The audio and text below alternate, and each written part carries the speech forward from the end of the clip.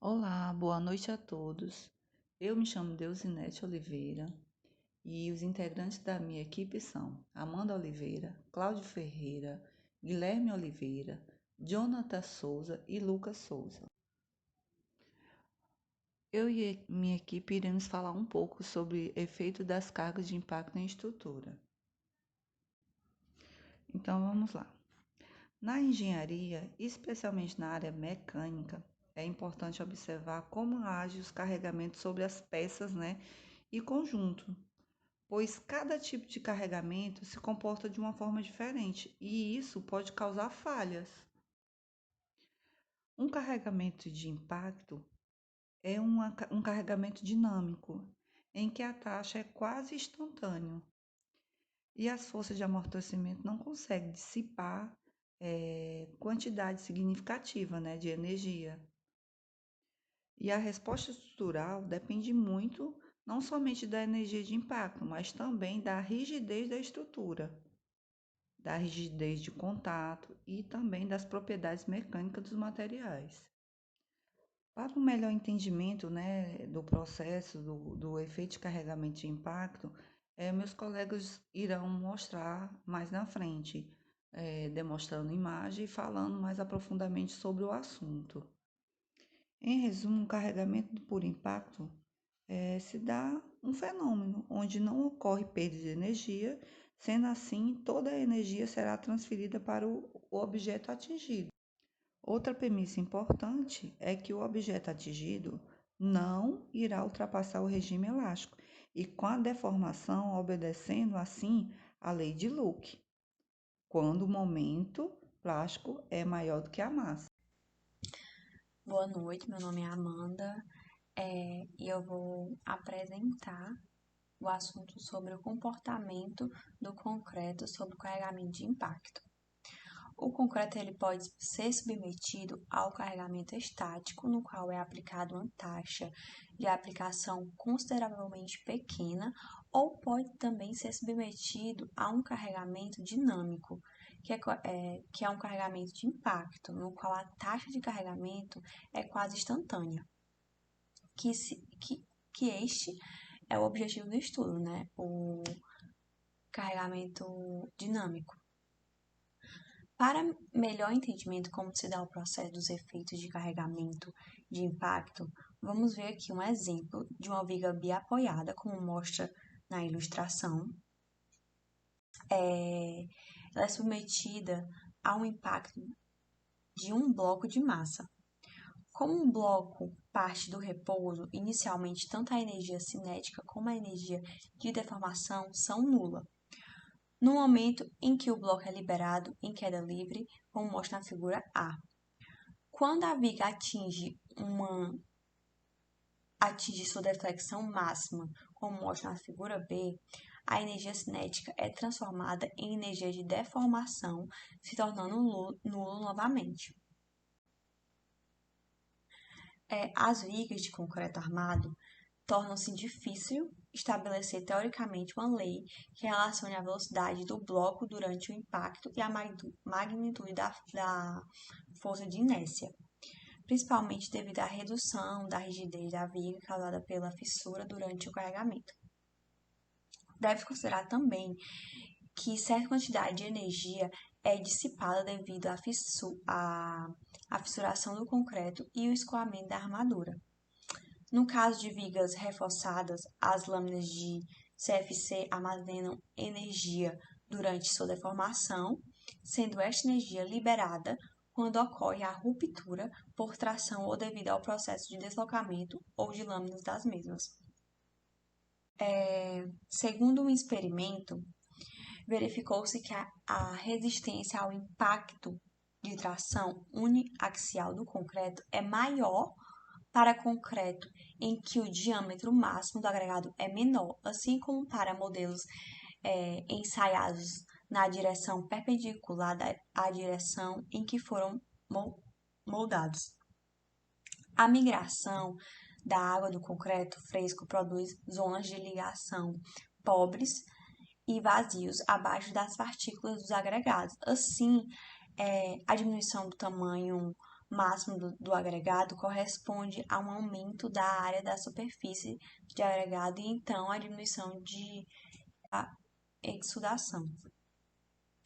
Explica também nesse experimento que em ensaios de carregamento de impacto, muitas energias é introduzida no modelo em um curto período de tempo, e as fissuras são forçadas a se desenvolver em um menor caminho de maior resistência através de regiões do concreto mais resistente a partículas de agregado, o que resulta em maior resistência do material, e a alta resistência causa extensiva microfissuração, e em outras áreas, o que leva a maiores deformação do que observado em ensaios estáticos, resultando assim uma maior energia absorvida em ensaios dinâmicos, né?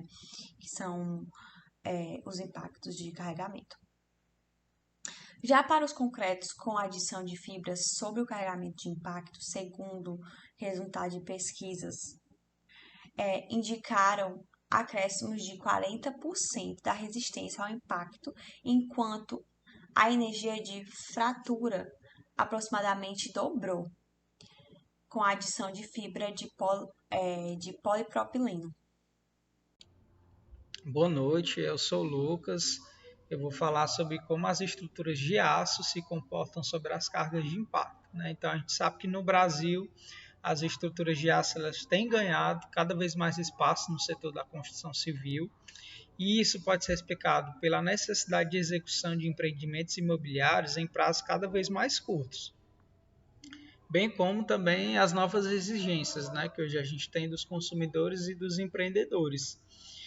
Devido à sua concepção estrutural e forma esbelta, os pórticos de aço eles compõem uma estrutura leve, econômica, eficiente, né, de montagem rápida, possibilitando aí a execução de projetos mais elaborados e desafiadores. E aí surge a necessidade de passar por um processo de análise mais criterioso.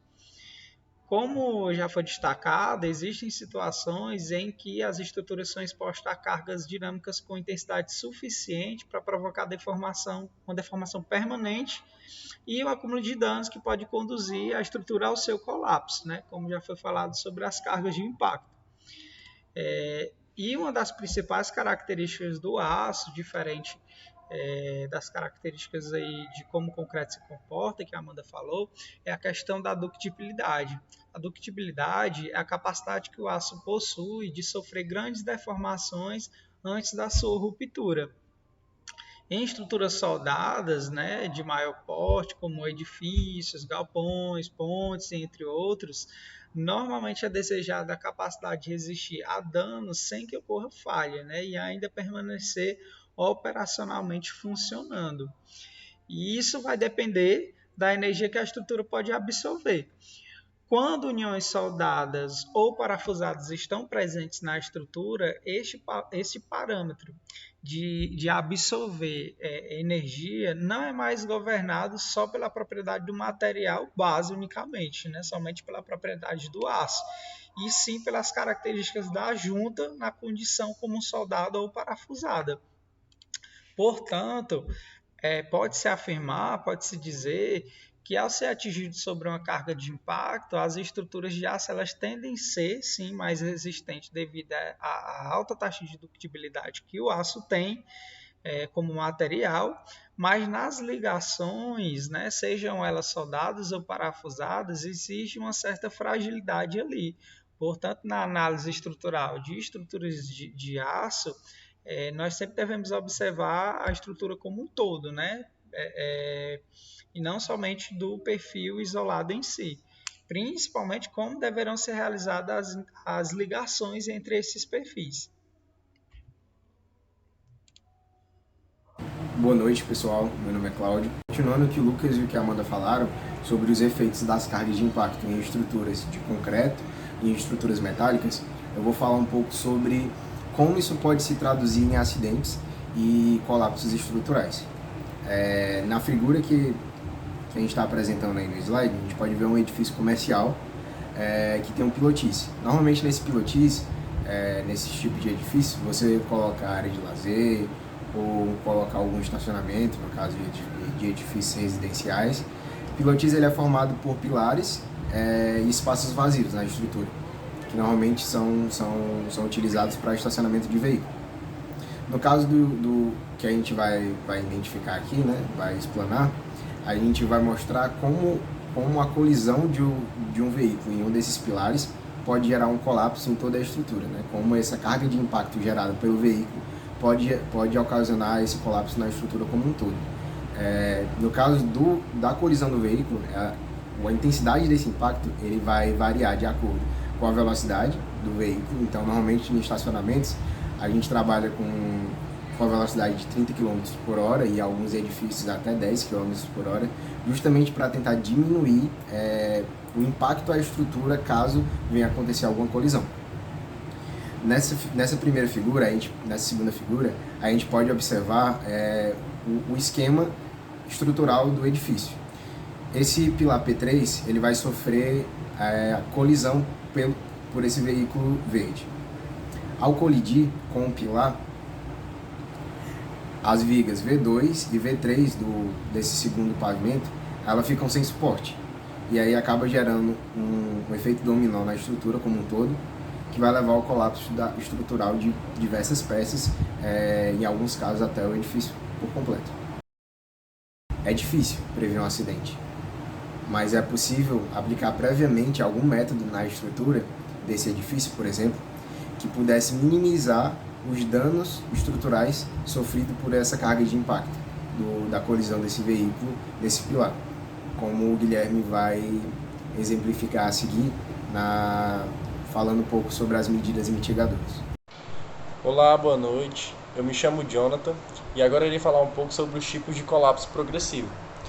Irei citar aqui 2 tipos de colapso progressivos. No caso são eles o tipo zíper e o tipo dominó.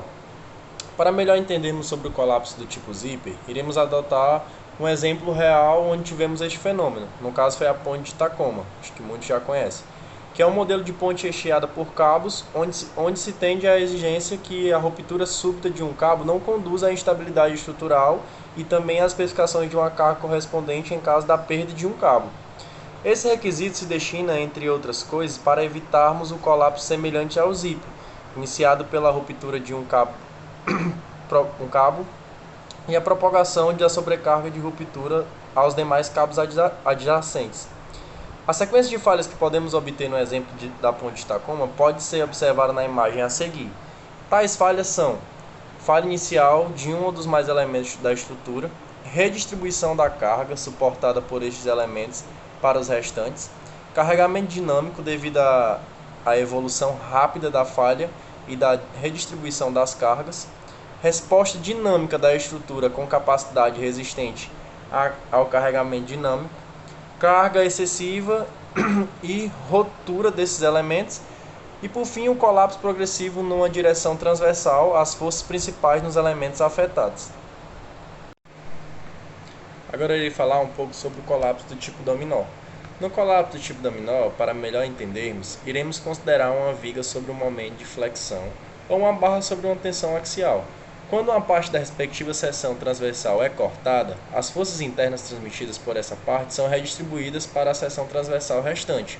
O aumento correspondente da tensão em alguns locais pode causar a ruptura de outras partes transversais e, da mesma forma, uma progressão de falhas em toda a seção transversal. Basicamente, o colapso do tipo dominó tem seu início em uma reação em cadeia. As características desse tipo de colapso passam pela queda de um elemento, propagando-se para os seguintes. As falhas que podemos observar nesse tipo de colapso são as seguintes: derrube de um elemento em torno do limite inferior, conversão de energia potencial em energia cinética, impacto lateral do limite superior do elemento derrubado na face lateral de um elemento adjacente e o derrubamento dos elementos adjacentes devido à pressão das forças horizontais. Por fim, o colapso progressivo na direção do derrubamento. Bom, esses foram os 2 tipos de colapso que eu irei trazer hoje e obrigado pela atenção de todos.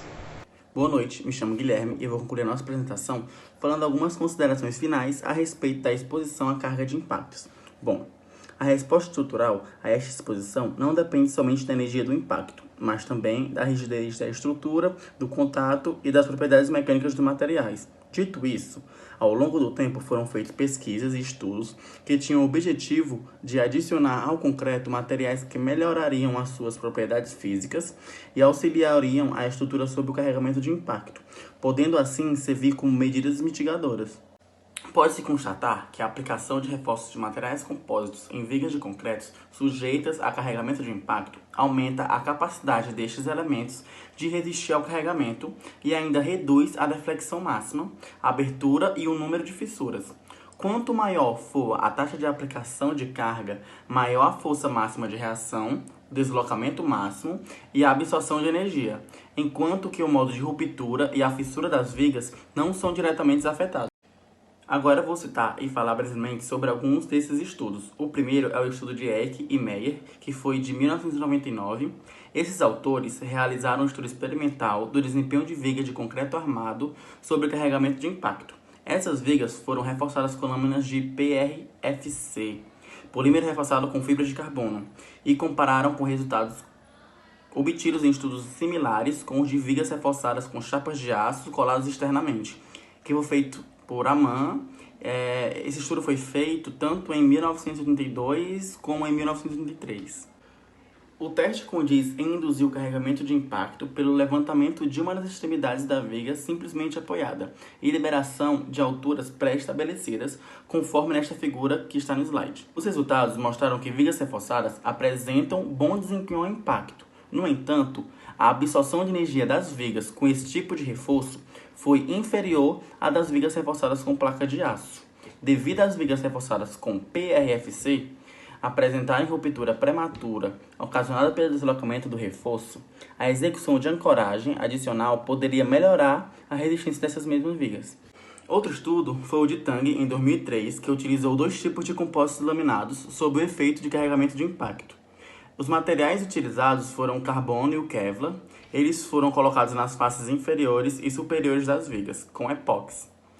Visto que, por causa da vibração induzida pelo carregamento, ambas as faces das vigas sofreram ciclos de tensões e compressão. Esse ensaio ele era baseado novamente na indução de carregamento de impacto, mas dessa vez por um martelo de aço cilíndrico com 222 newtons de massa, sendo o mesmo liberado várias vezes sob a viga e de diferentes alturas. Segundo Tang, a aplicação do reforço pode diminuir efetivamente a abertura e o número de fissuras e, desta forma, conferir um incremento na resistência do esforço cortante da viga. Existem outros estudos, porém, pelo tempo limite da apresentação, não poderei citá-los. Então, essa foi a finalização da nossa apresentação. Muito obrigado pela atenção e boa noite a todos.